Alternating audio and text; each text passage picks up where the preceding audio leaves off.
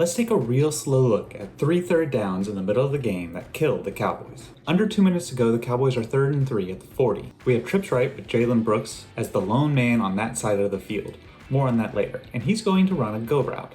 CeeDee goes in motion, and now we're going to watch the play frame by frame.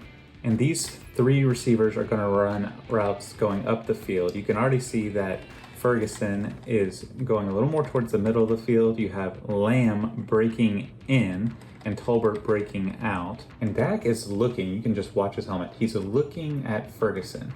And he's going to clear past 54 here. And Dak is wanting him to break, but that break is taking a lot longer than Dak wants it to. He's about to throw this route, but he decides, no, I'm going to go behind it towards CeeDee Lamb, which is fine. You know, I'd rather have the ball in CeeDee Lamb's hands than Ferguson's hands, but he forgoes this open field here, and that delay causes this defender to be able to get off Guyton's block and hit him, so he has to reload to throw that. See, there's the first load, then the reload, and then he throws it right into the ground because, you know, physics. The Cowboys' first offensive possession of the third quarter finds them down 13-10, but they have set themselves up real nicely for 3rd and short thanks to a little screen pass to Lamb. We did this twice, and both times I really liked the way Dak led Lamb up the field, so he had a running head start. Again, the Cowboys are in trips, but this time to the left, with Jalen Brooks again being the lone man on the other side. The Cowboys really like this formation where they have 3 pass catchers to one side and 1 to the other. Thank you, JTuck, for pointing that out, which is a fine formation. However, nearly half the time, yes, I counted, they line up Jalen Brooks over there as the lone man. And that just doesn't make much sense to me because it basically walls off that half of the field because Dak does not look at Jalen Brooks as a viable receiver. And if me sitting here has noticed that, I'm sure the NFL has noticed that too. They get paid to do this. I mean, look at this play. They have 7, 54 here guarding Brooks, and then 6 who's actually cheated over to the other side. So really all you have is 7 here guarding this entire part of the field. And we have Brooks against him. I think that's a missed opportunity. All right, frame by frame at the snap, we have Lipke going in motion here. This is a cool design play. I like this because we're gonna break out right to the left. And what it happens is Bosa has to keep that outside contain. And so look, he's just not really engaged in this play. Now, Dak's over here. He's been looking to the left side the whole time.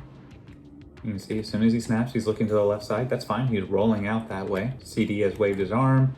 He's directed him a little bit, and he throws this ball, but he doesn't get enough on it. Now, this is intercepted, but the unfortunate part is that we have Brooks here, who is open on this case. And I know we're rolling out here onto the left, and you know, you can kind of see, and you can say like, hey, Dallas, like maybe you shouldn't expect him to be able to make this throw. Or maybe it's the first down line, but you know, first down's here, Brooks is here, that's a first down. And earlier in the game, we had the same concept going, where we're going to roll Dak out to his left, and he's gonna be looking over there, and he sees that there's nothing there, and he's gonna come back here, and we have CeeDee. And that's the same play, but Dak doesn't look at Brooks. He doesn't ever come off. He comes off to here at one point, but he never comes off to the backside of the play to look at Brooks for this easy first down. We still have 2 more plays to look at, but if we haven't met, my name is Dallas and this is Perry. And on this channel this season, we talk about the Cowboys and what I'm learning in scripture. On this third down, we're in trips right, but this time CeeDee Lamb is the lone man at the top. Let's take the play real slow again. I want you to take a look at how much separation Tolbert is able to get on this play.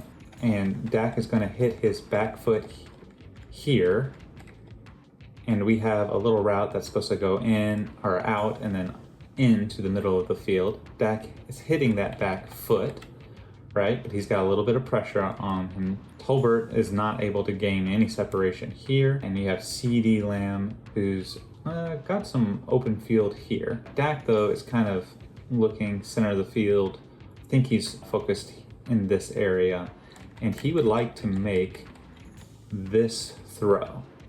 But as we mentioned earlier, this pressure is getting to him, so he decides to hold it because he doesn't think he can get enough on the throw. He's got out-breaking separation here. This guy is still running up the field.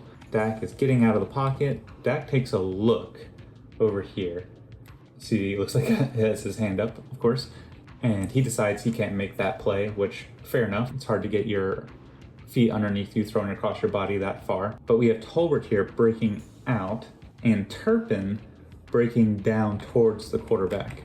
So we have two receivers in the same spot, and Dak has to pretty much throw this away because of Lenore's position on Tolbert. I mean, Tolbert is just doing what he's taught to do, a scramble drill to try to get open, but he doesn't know that he's actually blocking the one dude that is actually open on this play. I mean, look at the separation. That's 6 yards. First third down of the fourth quarter, 5 yards to go. Cowboys are now down 17, and we have trips left with Brooks as the lone man up top. We put Lamb in motion, and at the snap, we'll go real slow again. So Dak takes his drop back, and at his back step, he's ready to throw. And he's got a good pocket to throw in this case. But this route is out breaking, not in breaking. And I believe Tolbert's just going straight up the field. So there's nothing really here to throw to. Finally, Ferguson gets off of his delayed route. So that's basically the only thing we have. And he could have thrown that. I don't know why he doesn't. Maybe you don't get the first down, but that's really his only option. And he moves up the field and gets sacked. I think this is poor pocket presence from Dak. And you can see that if you just watch the way that Martin blocks this dude, he's got him pretty well blocked. I mean, he's literally turned around. But Dak is used to this pressure coming from here. And so when he steps up, he gives himself a straight line shot for 91 to get off his block. And Martin, I think, is probably thinking Dak is still behind him. So he's surprised whenever 91 breaks to the left of him and gets a pretty direct shot at Dak. 1 Chronicles 29 is a really cool account of how the Israelites came together to donate some of the resources they needed to build God's temple. And they did it with joy. And to me, I really saw that you can do incredible things when you have multiple people working together with a good attitude. It was like an anti-riot. Instead of tearing things down in anger, they collected resources with joy. But immediately following that, we see something amazing from David. But who am I, and what is my people, that we should be able thus to offer willingly? For all things come from you, and of your own we have given you. I love this. The Israelites have just done something really admirable, and be really easy for them to be proud and pat themselves on the back. But David has an ego check, and he realizes that everything they have just given was already God's. It reminds me of this quote: "There is not a square inch of the whole dominion of our human existence over which Christ, who is sovereign over all, does not cry, mine." I had a short go mini viral, and so if you're new here, I just want to say welcome. I hope you really enjoy this channel. That's all I got. Jesus is King.